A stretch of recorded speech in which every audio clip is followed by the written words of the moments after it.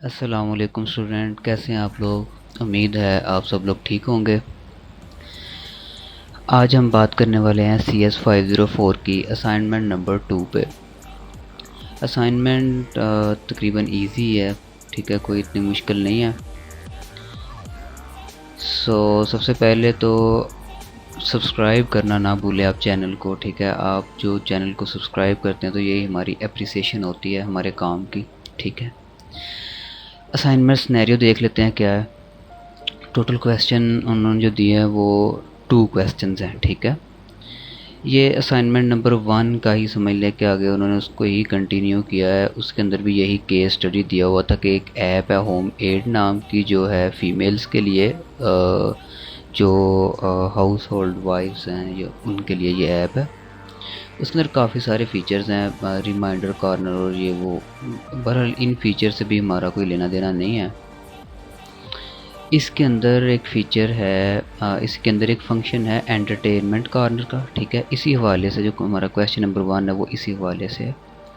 Entertainment का question number 1 हमारा ये है। लंबी चौड़ी उन्होंने यहाँ पे काफ़ी सारी मतलब कि ये सिनेरियो दिया हुआ है कि ऐप किसके रिलेटेड है, और ऐप के ना जो कंप्लीट फंक्शंस वगैरह हैं वो यहाँ पे दिए हुए हैं, ठीक है। और यहाँ पे ये भी उन्होंने दिया हुआ है कि most of the feature of homemade add use internet services to communicate with the server, ठीक है। यानी कि उसके काफ़ी सारे जो फीचर्स हैं वो ऑनलाइन वर्क करते हैं। और ये एंड्रॉयड की ऐप है, ठीक है, मोबाइल एप्लीकेशन है।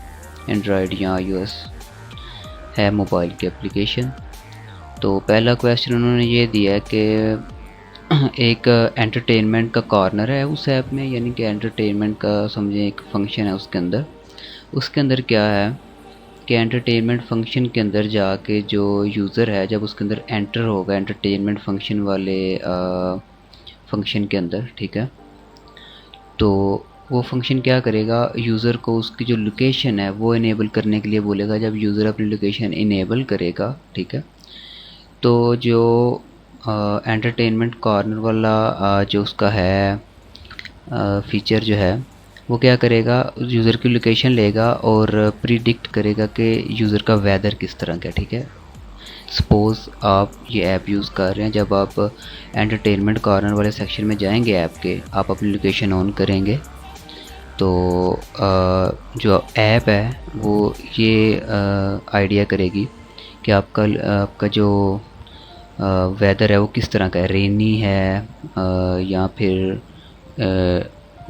गर्मी का दिन है या सर्दी है, क्या किस तरह का आपका वेदर है। उस वेदर को देखते हुए आपकी जो ये वाला कॉर्नर है एंटरटेनमेंट कॉर्नर, वो उस तरह का सॉन्ग प्ले कर देगा, ठीक है। और यूज़र जो है ना, जब सॉन्ग प्ले हो रहा होगा उसको प्ले कर सकता है, पॉज कर सकता है, या सॉन्ग को शफल कर सकता है। शफलिंग बोलते हैं, मतलब कि सॉन्ग की जो पूरी प्ले लिस्ट होती है उसके अंदर काफ़ी सारे सॉन्ग होते हैं, तो 10-20 सॉन्ग होते हैं, तो ऑटोमेटिकली यानी कि सॉन्ग उसमें से प्ले होते जाएं। और सॉन्ग को हम रिपीट भी कर सकते हैं। और उसके बाद उन्होंने बोला है कि यूज़र को एक लाइब्रेरी भी दी जाएगी जिसमें वो सॉन्ग अपने सर्च कर सकता है, ऐड कर सकता है या रिमूव कर सकता है किसी भी एक प्लेलिस्ट में से। तो इसकी हमने बनानी है UML को यूज़ करते हुए, इसके हमने क्लास डायग्राम बनानी है, ठीक है। अब ये किस तरह बनेगी, इसके UML एक्चुअली एक लैंग्वेज है, ठीक है, एक लैंग्वेज है, कंप्लीट एक लैंग्वेज है। इसके कुछ रूल्स हैं जो कि अगर आप यहाँ पर भी दिया गया हुआ है कि जो डिस्कस किए गए हैं लेक्चर नंबर 15 में, ठीक है। CS 504 का लेक्चर नंबर अगर आप 15 सुनेंगे तो इसके आपको रूल्स वगैरह जो है ना वो पता लग जाएंगे, ठीक है। अब ये जो डायग्राम है ये हम दो तरह से बना सकते हैं, या तो माइक्रोसॉफ्ट विजियो पे या फिर ऑनलाइन भी बना सकते हैं। ऑनलाइन साइट है एक draw.io, वहाँ पे जाके आप ये बना सकते हैं जो कि कम्प्लीटली फ्री है। हम अपनी डायग्राम देख लेते हैं। सबसे पहले तो आ जाएगा यूज़र, ठीक है, यूज़र का नेम और उसकी आईडी आ जाएगी, और ये उसका उसका लॉन्गिट्यूड और लैटिट्यूड आ जाएगा, ठीक है। यहाँ पे उन्होंने ये बताया हुआ सारा कुछ ना हमारे सिनेरियो में।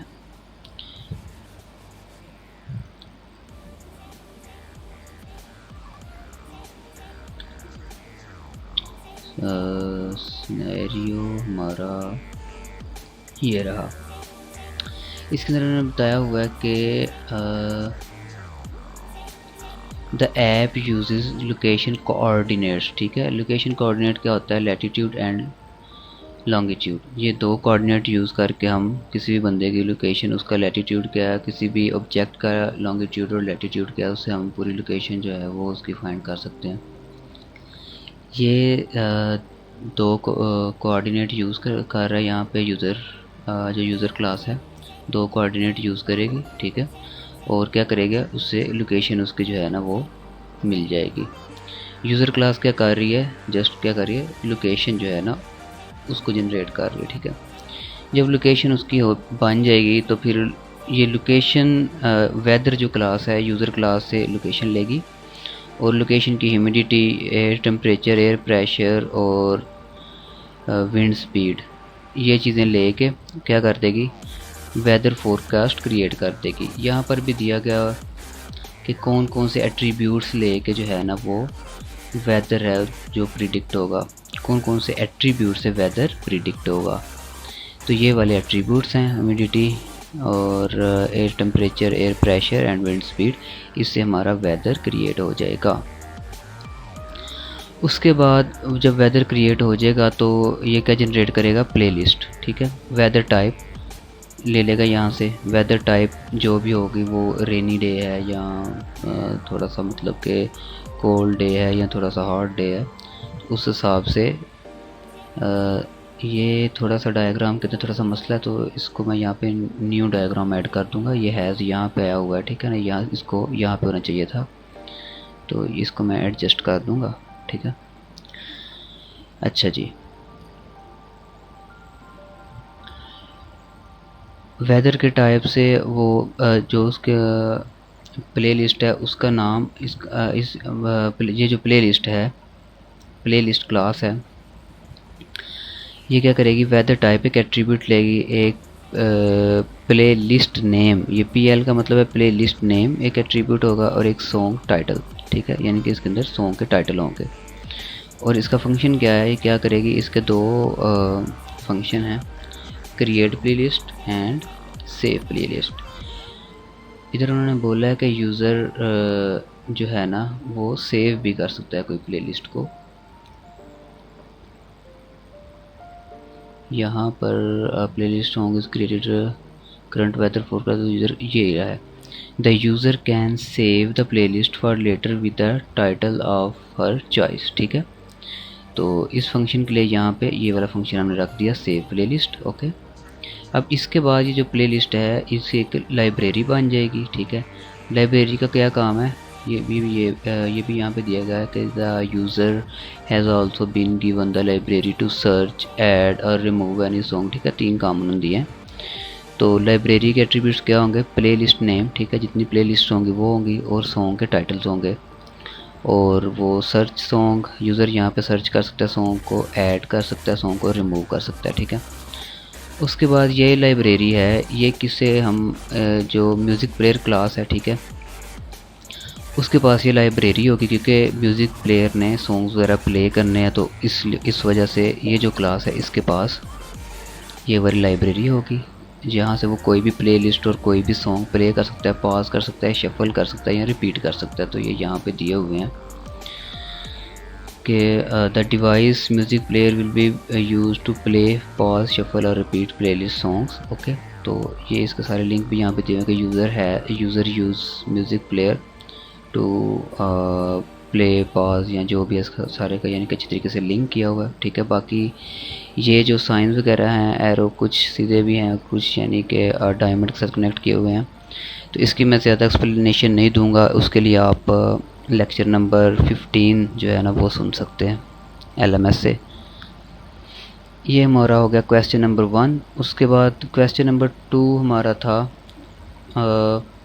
Choose the most appropriate architectural style for the homemade mobile app for the following option. ठीक है, अब आर्किटेक्चरल स्टाइल क्या होता है, आर्किटेक्चरल स्टाइल ये होता है कि जो इसका डेटाबेस है, हमारी ऐप का डेटाबेस है, उसको हम किस तरीके से डील करेंगे। ठीक है, यानी कि वो किस तरह से जो ऑनलाइन हमारा डाटा होगा उससे यूज़र का डाटा किस तरह से कम्युनिकेट करेगा, ठीक है। तो क्या उसके रूल्स होंगे और क्या प्रोटोकॉल्स होंगे, ये सारा आता है इसके अंदर आर्किटेक्चरल स्टाइल के अंदर, ठीक है। उसके अंदर काफ़ी सारे स्टाइल हैं, क्लाइंट सर्वर और layered, pipe and filter and repository. तो इसको जब मैंने स्टडी किया तो मुझे क्लाइंट सर्वर आर्किटेक्चर जो है ना हमारे सिनेरियो के लिए बेस्ट लगा। बाकी आप इसको भी जो है ना स्टडी कर सकते हैं, ठीक है। अगर आप देखें, मैं आपको यहाँ पे खोल के दिखा देता हूँ।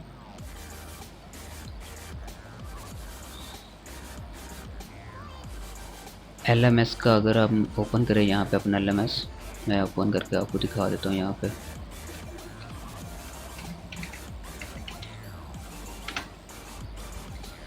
ये हो गया मेरा LMS ओपन, और यहाँ से हमारी असाइनमेंट है 504 की। तो यहाँ से आप देख सकते हैं ये रहा आर्किटेक्चरल मॉडल, ठीक है। ये लेक्चर नंबर 24 है, तो यहाँ से आप इसकी मज़ीद स्टडी कर सकते हैं। उसके बाद क्वेश्चन नंबर 3 था। क्वेश्चन नंबर 3 में हमें एक पीस ऑफ कोड दिया हुआ है, ठीक है। C++ में लिखा गया ये कोड, सिंपल सा कोड है। करना क्या है कि उन्होंने बोला है कि आपने ये देखना है इसके अंदर मिस्टेक कैसे, मतलब मिस्टेक कौन कौन सी हैं, ठीक है। अच्छा, मिक्स्ड मिस्टेक जो हैं वो काफ़ी किस्म की होती हैं। एक होती है जो कोड के अंदर जो सिंटैक्स एरर होते हैं, वो भी तो एक मिस्टेक है, ठीक है। इसी तरह से लॉजिकल मिस्टेक्स होती हैं, ठीक है। वो वाली मिस्टेक्स हमने फाइंड नहीं करनी। हमने जस्ट कौन सी मिस्टेक फाइंड करनी है कि कोडिंग की जो स्टाइल, कोडिंग का जो स्टाइल है, ठीक है, उसके रिलेटेड जो मिस्टेक्स हैं सिर्फ वो हमने फाइंड करनी है, ठीक है। तो कोडिंग का स्टाइल जो है वो क्या चीज़ है वो मैं आपको बता देता हूँ, ठीक है। अब इसको बोलते हैं नेमिंग गाइडलाइंस, ठीक है। जो इसके अंदर एरर्स हैं, स्टाइल के जो एरर होते हैं वो क्या होते हैं, नेमिंग, कुछ नेमिंग के स्टाइल होते हैं, ठीक है। इस तरह कुछ उसके सेंटेक्स को किस तरह हमने लिखा है, ठीक है, उससे कुछ एरर होते हैं। जैसा कि मैं आपको यहाँ पे एक दो मिसाल से जो है ना ये चीज़ भी वाज़े करता हूँ आपको। यहाँ पर हमने एक डबल टाइप का एक डाटा टाइप है डबल, ठीक है। इसका एक वेरिएबल है h, ठीक है। अब इसका नाम सिंपली हमने h रख दिया और आगे कमेंट कर दिया डिक्लेयरिंग हाइट इनिशियलाइजिंग हाइट, ठीक है। तो यहाँ पे जस्ट अगर ये हम यहाँ से ये जो कमेंट है ये रिमूव कर दें तो हमें क्या पता लगेगा कि h क्या चीज़ है, कुछ पता नहीं लगेगा, ठीक है। तो जब भी हम CSS का ये C++ का कोड लिखते हैं या किसी भी लैंग्वेज का कोड लिखते हैं तो वेरिएबल के जो नेम्स हैं वो हमने ऐसे नहीं रखने, ठीक है। वो हमने कोशिश करनी है कि वो कंप्लीट नेम रखें। अगर हमने यानी कि एक वेरिएबल हाइट के लिए यूज़ करना है तो उसका नाम हाइट ही रखें, ठीक है। पूरा हाइट लिखें, ना कि जस्ट h, यानी उसके जो एब्रीवेशन है वो हम यूज़ ना करें, ताकि बाद में अगर कोई दूसरा इंजीनियर आके कोड को पढ़े या दूसरा पर्सन कोड को पढ़े तो उसको इजीली समझ आ जाए। वैसे भी एक सॉफ्टवेयर डिज़ाइनर है, उनका नाम मतलब मुझे अब जहन में नहीं आ रहा। उनकी एक कोट है, यानी कि उनकी एक कहावत है कि बेस्ट कोड वो नहीं है जो यानी कि मशीन को समझ आ जाए, बेस्ट कोड वो है जो कि इंसान को भी समझ आ जाए। यानी कि अगर कोई ह्यूमन कोड को पढ़े तो उसको समझ आ जाए कि भाई ये चीज़ क्या है और ये चीज़ क्या है। इसी तरह आगे देखें अगर तो स्ट्रिंग n, अब हमें क्या पता है कि ये n क्या काम कर रहा है, ठीक है, कोई पता नहीं है, ठीक है। अब n की बजाय क्या करना है कि पूरा उसको दें। अब यहाँ पे क्या आगे कमेंट में दिया हुआ है कि डिक्लेयरिंग नेम, ठीक है। तो इसका नाम क्या हो, नेम, इस डेटा टाइप का नाम पूरा नेम रखें, ठीक है। तो ये जो मिस्टेक थी वो इन्होंने यहाँ पे एक दिया हुआ था टेबल, उसके अंदर उन्होंने बोला था कि लाइन नंबर लिखे और आगे जो मिस्टेक है वो उसको आप वाजे कर दे। तो लाइन नंबर 10 के अंदर क्या मिस्टेक थी, double h should name double height, यानी कि उसका कंप्लीट नेम होना चाहिए। इसी तरह लाइन नंबर 11, ये वाली जो हमारी लाइन है लाइन नंबर 11, ठीक है, वहाँ पे उन्होंने एक वेरिएबल था बॉडी मास इंडेक्स, ठीक है। अब ये नाम तो पूरा दिया हुआ है लेकिन इसके अंदर क्या मिस्टेक थी कि जब नाम रखें, ठीक है, इसको जब नाम हम रखें किसी वेरिएबल का और उसके अंदर दो तीन वर्ब्स हों या ऐसे कोई दो तीन नाम मिक्स हों, जैसे बॉडी अलग है, मैथ अलग है और इंडेक्स अलग है, तो इसके भी यानी कि एक रूल है कि इसको हमने कैसे डील करना है। तो वो क्या है कि हम स्टार्ट करेंगे स्मॉल लेटर से। पहले जो वर्ब होगा उसका स्मॉल लेटर होगा, फिर जो आगे वर्ब आएगा उसका कैपिटल लेटर होगा पहला, जो उसका नेम है उसका पहला लेटर जो है वो कैपिटल होगा, फिर स्मॉल लेटर, और इसी तरह हम चलते जाएंगे। जितने वर्ब होंगे एक एक मतलब के नेम के अंदर, उसको हम ऐसे ही पहले स्मॉल फिर कैपिटल फिर स्मॉल, और आगे अगर कुछ होता वो फिर कैपिटल से शुरू होना था। ये मिस्टेक है यहाँ पे। अब ये जो सारी स्टडी है ये भी यहाँ पे लेक्चर नंबर है, अगर मैं आपको दिखाऊं LMS पे, यहाँ पर ये है good programming practice and guidelines. ठीक है, तो इसके अंदर ये जो सारी चीज़ें हैं कि प्रोग्रामिंग किस तरह से हमें लिखनी चाहिए कि उसका स्टाइल अच्छा हो और इजी टू रीड हो फॉर एवरीबॉडी, तो उसकी जितनी भी गाइडलाइंस हैं वो इस लेक्चर नंबर 28 में दी गई हैं। यहाँ से आप उनको रीड कर सकते हैं। सो ये थी हमारी आज की असाइनमेंट, और एक पॉइंट रह गया कि लाइन नंबर 32 एंड 34 में क्या मिस्टेक है। ये रही लाइन नंबर 32, इसका ये जो ब्रेक है, ठीक है, ये ब्रेक की जो स्टेटमेंट है ये नीचे वाली लाइन में चाहिए थी, यहाँ पे ऐसे। ठीक है, सॉरी, यहाँ पे जैसे ऐसे।